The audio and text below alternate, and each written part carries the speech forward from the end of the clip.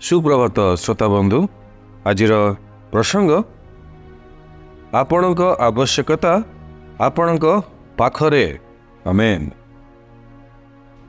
आज मनोनीत शास्त्रांश आदि पुस्तक 15 पर्व 1 पद।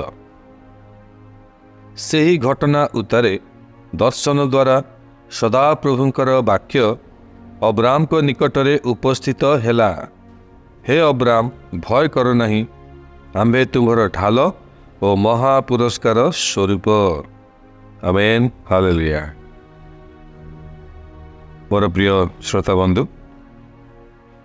आपण केते धनी होई परिबे जदि ईश्वर आपणकर अधिकार हुअंती।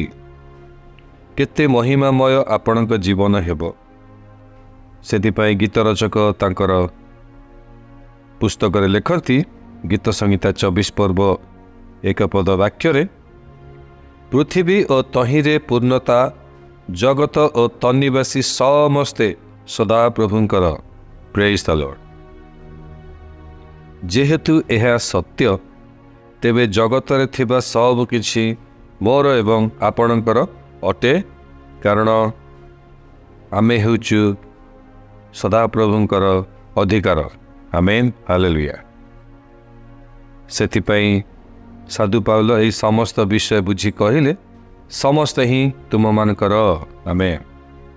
वर्तमान आपण बुझी पारिबे जे आपण प्रार्थना रे निज पई मागिबा निमंते समय अपचय न करिबा। जे आम्भ निमंते निजको प्रदान करिबा सहित सब किछि दान आमको देई अछंती, ताहांकु आ कोन मागिबा। आपणक पाखरे ख्रीष्ट अछंती और ख्रीष्ट सब किछि अटंती। Amen hallelujah. यही सत्यता मोर एवं आपणकर मानसिकता को जीवन को परिवर्तन करिबा आवश्यक अटे। आमेन। आपण को कौन शक्ति आवश्यक? वाक्य लिखा जाए सदा प्रभु मो जीवन बल। आपण को कौन बुद्धि आवश्यक? वाक्य लिखा जाए ख्रीष्ट आम्भ मान निमंते ईश्वरंकर ज्ञान अटंती। Amen hallelujah.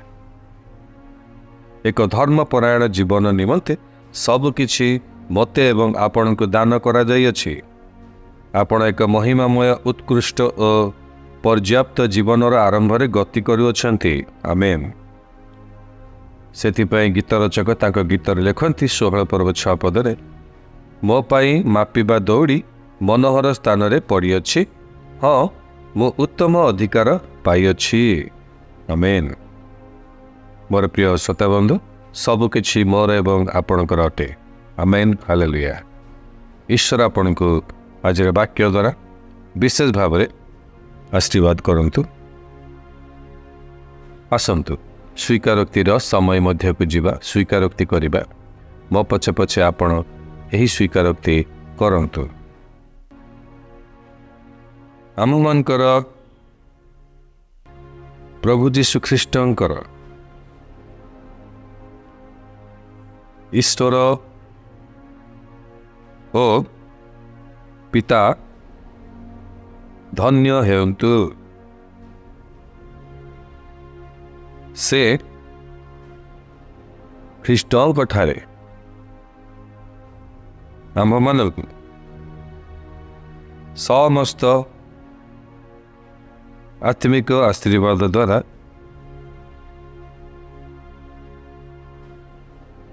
मते एवं आपण स्वर्ग रे आशीर्वाद करियछंती।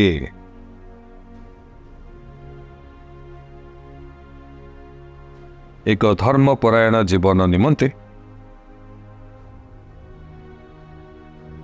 मते सब किछि दान करा जाय अछि एवं वो मोहर जगत रे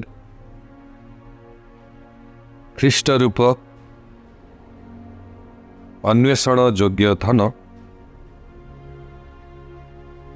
ओ तांको सुसमाचार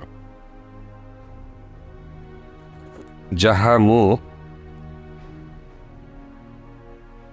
धारण करियछि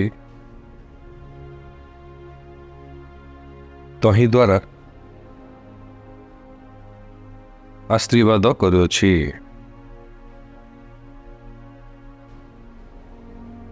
ଯୀଶୁଙ୍କ ନାମରେ ଆମେନ୍। ଅତିରିକ୍ତ ଅଧ୍ୟୟନ ନିମନ୍ତେ ଆପଣ ପାଠ କରନ୍ତୁ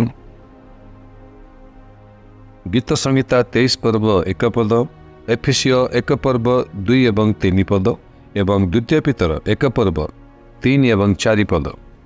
ଈଶ୍ୱର ଆପଣଙ୍କୁ ଆଜି ଦିନରେ ବିଶେଷ ଭାବରେ ଆଶୀର୍ବାଦ କରିବା ସହିତ ଆଜିର ବାକ୍ୟ ଆପଣଙ୍କର ଆବଶ୍ୟକତା ଆପଣଙ୍କର ପାଖରେ ଏହି ବିଷୟ ବୁଝିବା ନିମନ୍ତେ ପ୍ରଭୁ ଆପଣଙ୍କୁ ସାହାଯ୍ୟ, ଉପକାର ଏବଂ ଅନୁଗ୍ରହ ପ୍ରଦାନ କରନ୍ତୁ। ଆମେନ୍।